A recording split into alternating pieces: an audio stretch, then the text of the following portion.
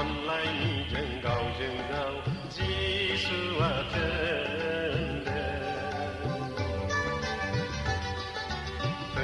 phây online rừng gào Giê-xu chân đèn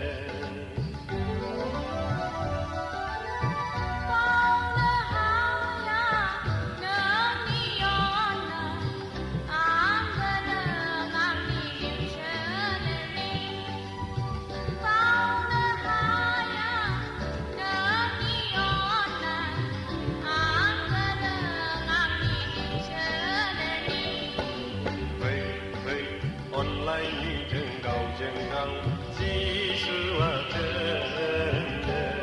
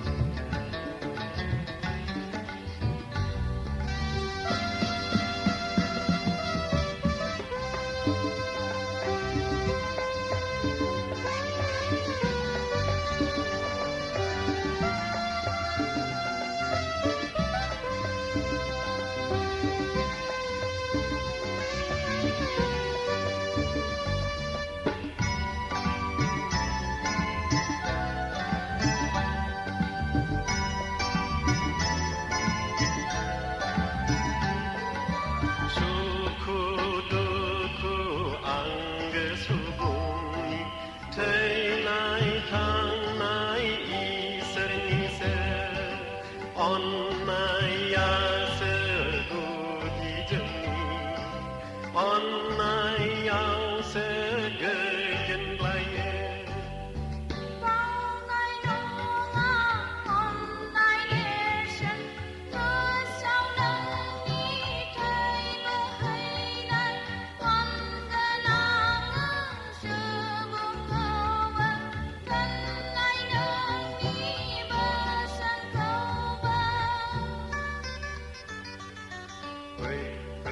online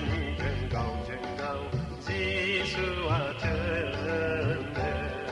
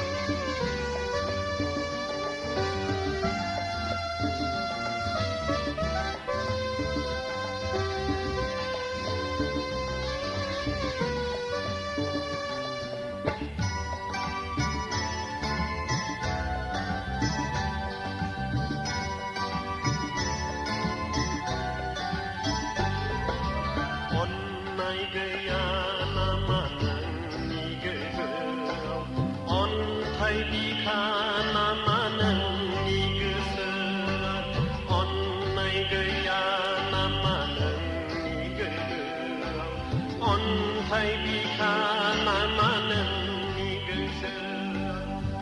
nông ni sẽ đau chờ nhau ta cứ nam chưa ga ni nâng sẽ ni ba sai đi nâng ni áo nơ ô đại chiều phây online đi rừng gào Giê-xu chân đèn phây online đi rừng gào